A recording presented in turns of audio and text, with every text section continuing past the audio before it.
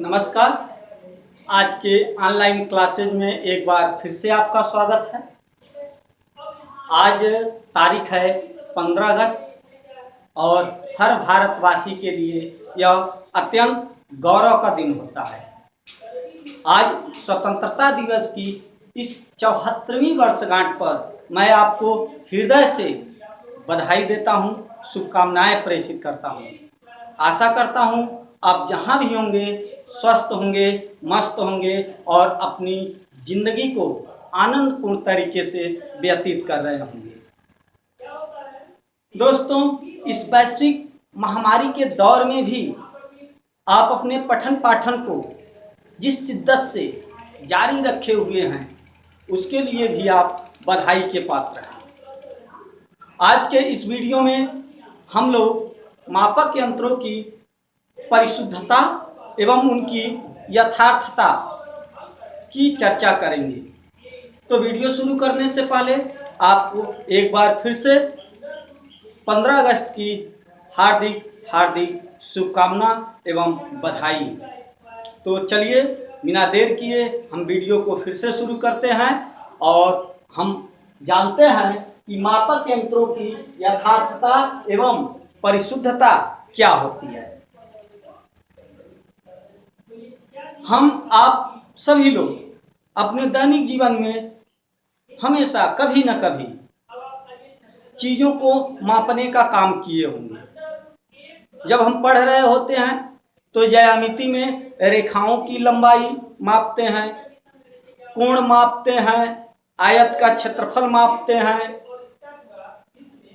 शैक्षिक जीवन से जब हम बाहर निकलते हैं तो अपने घरों में भी हम अनाज मापते हैं, खेतों की क्षेत्रफल मापते हैं, मेड़ों की लंबाई चौड़ाई, या बुखार हो जाने पे अपने शरीर का टेम्परेचर मापते हैं। अर्थात मापने का जो काम है, दुनिया में शायद ही कोई व्यक्ति हो जिसने अपने जीवन में मापने का काम कभी न कभी किया ही होगा। शायद ही कोई ऐसा होगा जो यह काम न किया हो। अगर आपको लगता हो कि मापने का काम सिर्फ शिक्षित लोग ही किए होंगे तो मेरे नज़रिए से यह सही नहीं है। अशिक्षित लोग भी मापने का काम किए होंगे। तो बात करते हैं कि जब आप मापते हैं किसी चीज को, एग्जाम्पल मैंने कमरे की लंबाई मापी और मान लिया आया 10 मीटर। कमरे की लंबाई कितनी हुई? 10 मीटर। तो आपने जो यह मापा है वह कितना परिशुद्ध है और साथ ही में उसकी यथार्थता कितनी है। हम लोग इसी पे चर्चा करेंगे कि हम जो कुछ मापते हैं उस माप में परिशुद्धता कितनी है और यथार्थता कितनी है। तो चलिए हम समझते हैं यथार्थता एवं परिशुद्धता क्या है। अगर भाषा की बात करें तो भाषा में अगर यह शब्द आए तो हमें लगता है कि ये सिमिलर है, यानी कि ये दोनों शब्द लगभग समान दिख रहे हैं। कहते हैं कि परिशुद्ध है, यथार्थ है, तो लगता होगा कि ये लग रहा है कि दोनों एक ही चीज हैं। लेकिन भौतिकी में वास्तव में इनका दूर दूर तक कोई नाता नहीं है एक दूसरे से। यानी यथार्थता अलग चीज है और परिशुद्धता अलग चीज है। इसको हम लोग एक प्रयोग से सीखेंगे। जैसे मान लीजिए एक एनसीसी का कैडेट है। हो सकता है आपने भी एनसीसी ज्वाइन की हो, मैंने की है, स्काउटिंग भी ज्वाइन किया है और अपने शैक्षिक जीवन में एनसीसी भी ज्वाइन किया है और इसको करना भी चाहिए। ये सामाजिक समरसता और आत्मनिर्भरता के लिए प्रेरित करता है। तो हम बात करते हैं एक एनसीसी का कैडेट है और उसको निशानेबाजी पर ले जाया जाता है, निशानाबाजी करने के लिए, यानी निशाना लगाने के लिए। वो अपनी बंदूक और बुलेट के साथ निशानेबाजी के जगह पर चला जाता है और उसको एक टारगेट दिया जाता है और कहा जाता है कि निशाना लगाओ। निशाना लगाने के लिए उसको 4 चांस दिए जाते हैं और हर चांस में उसे 4 गोली मारनी होती है। जैसे यहाँ बनाए हैं, एक हम यहाँ बना दे रहे हैं और यह आपका हो गया टारगेट। इसी टारगेट पर आपको शूट करना है। सपोज कीजिए आप ही को बंदूक दे दी गई और कितनी गोली, 4 चक्कर, यानी 4 बार आपको प्रयास करना है, 4 प्रयास करना है और हर प्रयास में आपको 4 गोली मारनी है। कहां पर, टारगेट पर। तो उस कैडेट ने, जिसकी यहां बात हो रही है, उस कैडेट ने पहले प्रयास में पहली गोली मारी, यहां पर लगा, दूसरी गोली यहां पर लगा, तीसरी गोली यहां पर लगा और चौथी गोली यहां लग गई। पहला प्रयास उसने किया, पहले प्रयास को हमने ए से दिखाया है, दूसरे प्रयास में उसकी चारों गोली यहां पर लगी, तीसरे प्रयास में उसकी गोलियां चारों यहां पर लगी हैं और चौथे प्रयास में यहां पर लगी हैं। तो एक तो आपको आइडिया आ गया होगा कि पहले प्रयास में से बेहतर, यानी यूं कहें कि पहला प्रयास सबसे बेकार गया और चौथा प्रयास बेहतर है। तो अब इसको हम यथार्थता और परिशुद्धता की भाषा में समझेंगे। यहां पे उसने पहली गोली मारी, यहां लगा, दूसरी यहां लगा, तीसरी यहां लगा और चौथी यहां लगा। यथार्थता यानी वास्तविकता। तो लक्ष्य के, वास्तव में लक्ष्य के करीब लगा कि नहीं लगा? तो चारों गोली का यदि निकालें कि एक गोली लगभग लक्ष्य के पास है, बाकी सब तो दूर है, तो कहेंगे इसमें यथार्थता कम है, यानी कि निम्न यथार्थता है। हम यह शॉर्ट में लिख रहे हैं, हमको ज्यादा लिखना है। निम्न यथार्थता है और चारों गोली अलग अलग दूरी पर, यानी काफी एक दूसरे से दूर लगी है, तो परिशुद्धता भी निम्न है, यानी कि निम्न परिशुद्धता है। उसका पहले प्रयास में जो है यथार्थता भी निम्न है और परिशुद्धता भी निम्न है। उसने फिर दोबारा प्रयास करना शुरू किया, दूसरे प्रयास में उसने गोली मारनी शुरू की, 1 गोली, 2 गोली, 3 गोली, 4 गोली मारी। ठीक है, तो इस चारों गोली में देख रहे हैं कि चारों गोली लक्ष्य से काफी दूर लगे हैं, यानी कि इसमें भी यथार्थता निम्न है। यथार्थता मतलब वास्तविक, यानी वास्तव के कितना करीब है, तो यह वास्तव लक्ष्य है और यह लक्ष्य से काफी दूर है। लेकिन चारों की चारों गोली जो है लगभग एक ही पास लगी है, तो इसके शुद्धता है, परिशुद्धता है, यानी अब परिशुद्धता इसमें ज्यादा है। चारों एक जगह लग रही है, ये बात अलग है कि वास्तविक मान से दूर लग रही है, तो इसकी परिशुद्धता जो होगी उच्च होगी। ठीक है, उच्च परिशुद्धता होगी। तीसरा प्रयास उसने किया, तीसरे प्रयास में उसने यहां यहां यहां यहां गोली मारी, तो इसमें दिख रहा है कि लक्ष्य के लगभग अब करीब आ रहा है, लक्ष्य के करीब आ रहा है, लेकिन चारों गोलियां दूर दूर लगी हुई हैं। तो इसमें जो यथार्थता है वह उच्च है, उच्च यथार्थता है, लेकिन परिशुद्धता जो है निम्न है। अर्थात इसने यथार्थता यानी वास्तविक लक्ष्य के करीब लगभग तो पहुंचा है, लेकिन चारों की चारों गोली लक्ष्य के बराबर दूरी पर है, लेकिन आपस में काफी दूर है। तो इनकी जो परिशुद्धता है वह निम्न है और यथार्थता उच्च है। चौथे में हम देख रहे हैं कि चारों गोली लक्ष्य के काफी करीब लगी हैं और चारों के चारों भी आपस में काफी करीब हैं, तो इसकी यथार्थता भी उच्च है और परिशुद्धता भी उच्च है। उच्च यथार्थता और उच्च परिशुद्धता है। तो यथार्थता और परिशुद्धता का कंसेप्ट कुछ हद तक आपको क्लियर हो गया होगा। आइए एक दूसरे उदाहरण से समझते हैं। मान लीजिए आपको भौतिक विज्ञान की पुस्तक की लंबाई नापने को कहा गया कि लंबाई कितनी है, तो किसी भी किताब के पेज पर उसकी लंबाई चौड़ाई दी होती है। मान लीजिए यह किताब है और यहां से यहां तक इसकी लंबाई मापी गई और यह जो है 12.253 सेमी है। यह वास्तव में किताब इतना लंबा है। आपका एक दोस्त आता है और वो लंबाई नापता है। दोस्त आया और उसने लंबाई नापा और उसने बताया कि लंबाई जो है 12.25 है। ठीक है। और आपका दूसरा दोस्त आता है और वह मापता है कि इसकी लंबाई जो है, दूसरे दोस्त की लंबाई वह बताता है कि 12.254 है। ठीक है। लेकिन सही लंबाई क्या है? सही लंबाई है 12.253 सेंटीमीटर।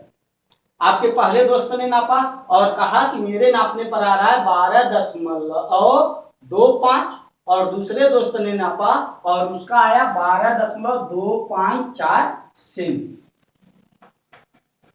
तो आप देखते हैं कि इस वास्तविक मान के निकट, सबसे निकट, इसको कहते हैं, मान लीजिए वास्तविक मान है यथार्थ, तो इसके करीब सबसे ज्यादा कौन है? तो कहेंगे कि सबसे करीब यह है। ठीक है। लेकिन ये दशमलव के बाद 2 ही स्थान तक मापा है और यह दशमलव के बाद 3 स्थान तक मापा है। ये वास्तविक मान से दूर है, 253 है, जबकि यह 254 आया है। ये वास्तविक माप से दूर है, लेकिन यह दशमलव के अंदर घुस करके 3 स्थान तक मापा है और यह 2 ही स्थान तक मापा है। तो यह जो माप है यथार्थ है, यानी वास्तविक माप के करीब है। यह वास्तविक माप से दूर है, लेकिन यह परिशुद्ध है, क्योंकि यह दशमलव के 3 स्थान तक जाकर के माप देता है। ठीक है। तो यथार्थता और परिशुद्धता को यदि परिभाषित करें तो यथार्थता किसी माप का वह मान है जो बताता है कि वास्तविक मान के कितना करीब है। अर्थात आपने कोई चीज मापा तो आपका यथार्थ तब कहलाएगा जब वो वास्तविक मान के बिल्कुल करीब होगा। अर्थात वास्तविक मान के जितना करीब पहुंचेंगे आपका माप उतना ही अधिक यथार्थ होगा। परिशुद्धता, आप जितने अंदर तक घुस करके, यानी कि इसको इसी भाषा में आप समझिए, आप माप के जितने भीतर घुस करके मापेंगे, यानी इसको घुसने को हम फिजिक्स में विभेदन कह सकते हैं। जितना अधिक विभेदन करके मापेंगे उसकी परिशुद्धता अधिक होगी। जैसे यह 3 स्थान तक विभेदन करके मापा है तो इसकी परिशुद्धता अधिक है, और यह 2 ही स्थान तक मापा है तो इसकी परिशुद्धता कम है। लेकिन यह वास्तविक मान के काफी करीब है और यह वास्तविक मान से थोड़ा दूर हो गया है। ठीक है। अगर इसी माप में इसको आप ऐसे कर दें, ठीक है, तो इसकी यथार्थता बढ़ जाएगी और इसकी परिशुद्धता बढ़ जाएगी। अब आप एक दूसरा एग्जाम्पल समझने की कोशिश करिए। दूसरा एग्जाम्पल समझे उससे पहले एक बार फिर से यथार्थता और परिशुद्धता को अच्छे से सुनेंगे और समझने की कोशिश करेंगे। यथार्थता, कोई मापी गई माप वास्तविक माप के जितना अधिक करीब होती है उसकी यथार्थता उतनी अधिक होती है। परिशुद्धता, किसी मापित मान जितनी अधिक विभेदन सीमा तक जाकर के मापता है, या कोई मापित मान जितनी अधिक विभेदन सीमा तक मापी गई है वह माप उतना ही अधिक परिशुद्ध होती है। इसको अब आप ऐसे समझिए, यह आपका स्केल है जो आप ज्योमेट्री में इस्तेमाल करते हैं। तो आप देखते हैं सेमी का चिन्ह बना होता है, 0, 1, 2, 3, 4 सेमी और आगे तक। अब आपको एक पेन दिया जाता है और कहा जाता है पेन मापिए। यहां पर ध्यान दीजिएगा, हम 2 तरह के स्केल बनाएंगे। एक स्केल ये अभी बना रहे हैं, यह है 1, 2, 3, 4, 5, इसको भी 5 कर देते हैं ताकि आप कंफ्यूजन में मत रहें। एक 5 तक है, एक 4 तक है, या 5 हो गया। दोनों में अंतर देखिएगा, इसमें जो यम यम का चिन्ह है वह नहीं बना है, इसमें यम यम का चिन्ह बना है। 1 2 3 4 5 6, 5 बन रहे हैं, इसको आप 10 मानिए क्योंकि 1 सेंटीमीटर में 10 होता ही है। इसी तरह बाकी में भी आप यम यम का चिन्ह भी बना हुआ है, ठीक है। इसमें यम यम का चिन्ह नहीं बना हुआ है। और एक पेंसिल ली जाती है, कहा जाता है पेंसिल की लंबाई मापिए कितनी है। जैसे हमने यह पेंसिल बना दी है,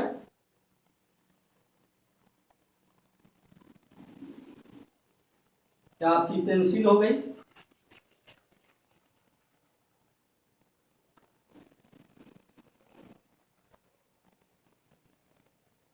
और कहा गया कि पेंसिल की लंबाई मापिए नोक के साथ, ठीक है। तो इसने मापा और देखा कि नोक जो है 4 सेमी से थोड़ा आगे निकला है। उस थोड़ा आगे को माप के बता नहीं पाएगा क्योंकि इसमें यम यम नहीं बना हुआ है। तो सीधा कहेगा कि इसकी लंबाई पेंसिल की जो है 4 सेमी है। सेमी के बाद दशमलव, क्योंकि उसके अंदर वो घुस नहीं रहा है, तो 4 दशमलव याद रखिए, 4.0 भी नहीं लिख सकते, 0 लिख देंगे तो हमें पता बताएगा कि सेमी के 10वां भाग तक हम पहुंच के मापे हैं। 10वां भाग यम यम कहते हैं और यम यम तो यहाँ पर है नहीं, तो आप यह नहीं लगा सकते, सिर्फ लिख सकते हैं 4 सेमी। चलिए, दूसरे लड़के को कहा गया तुम नापो, तो उसके पास जो स्केल था, इंच पटरी थी, उसके इंच पटरी में सेमी का चिन्ह तो बना ही था, सेमी के साथ साथ उसमें जो है यम यम का मिलीमीटर का चिन्ह भी बना हुआ था। उसको कहा गया तुम नापो भैया, तो उसने नापा और कहा कि इसकी लंबाई जो है, दूसरे लड़के की, इसकी लंबाई जो है 4.1 सेमी है, ठीक है। अब देखिए किसके मान में ज्यादा परिशुद्धता है। अभी हम बस परिशुद्धता को बता रहे हैं, यथार्थता को नहीं बता रहे हैं। तो आप देखेंगे इसमें जो है ये जो नीचे वाला मापा है, इसकी माप में परिशुद्धता अधिक है, या यूं कहें इसके यंत्र की परिशुद्धता अधिक है, यंत्र की परिशुद्धता अधिक है। यानी कि यह यंत्र जो लंबाई नापने का इंच पटरी है, यंत्र है, यह सेमी के 10वें भाग तक घुस करके मापता है, यानी सेमी का विभेदन करता है और 10वें हिस्से तक यानी यम यम तक को नाप लेता है। जबकि इसकी विभेदन सीमा जो है बस सेमी तक है, सेमी के अंदर घुस करके मन नहीं माप सकता है। तो इसका विभेदन क्षमता कम है, इसकी विभेदन क्षमता अधिक है। तो यह जो नापेगा उसमें परिशुद्धता अधिक होगी और यह जो नापेगा उसमें परिशुद्धता कम होगी, ठीक है। यथार्थता की बात करते हैं। सपोज कीजिए कि अगर इसकी लंबाई जो होती, पेंसिल की लंबाई वास्तव में, ठीक है, वास्तव में सही लंबाई अगर मान लें 4.0 होता, ठीक है, तो आप बात करेंगे यथार्थ कौन है।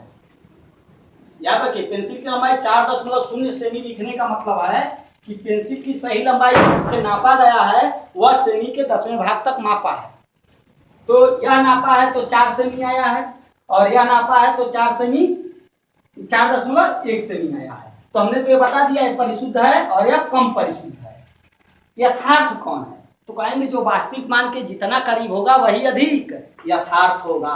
तो यह क्या हुआ, अधिक यथार्थ है, क्योंकि यह वास्तविक मान के करीब है, लेकिन यह वास्तविक मान के दूर है, इसलिए यह कम यथार्थ होगा। तो आशा है आपको परिशुद्धता और यथार्थता समझ में आ रही होगी। तो चलिए, यथार्थता किसे कहते हैं, यानी कोई मापक यंत्र कितना अधिक यथार्थ है। तो जो मापक यंत्र वास्तविक मान के जितना करीब मापता है, या यूं कहें मापी गई राशि वास्तविक मान के जितना अधिक करीब होगी उस माप को उतना ही अधिक यथार्थ कहेंगे। जबकि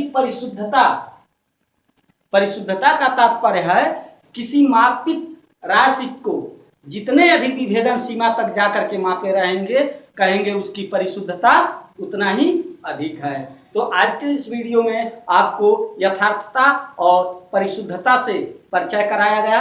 आशा है आपको समझ में आया होगा। इसी के साथ आज के इस वीडियो को यहीं समाप्त करते हैं और एक बार फिर से आपको 15 अगस्त की ढेरों शुभकामनाएं और मेरी भगवान से प्रार्थना है आप जहां भी रहें स्वस्थ रहें, मस्त रहें, खुश रहें। और इसी के साथ नमस्कार, जय हिंद।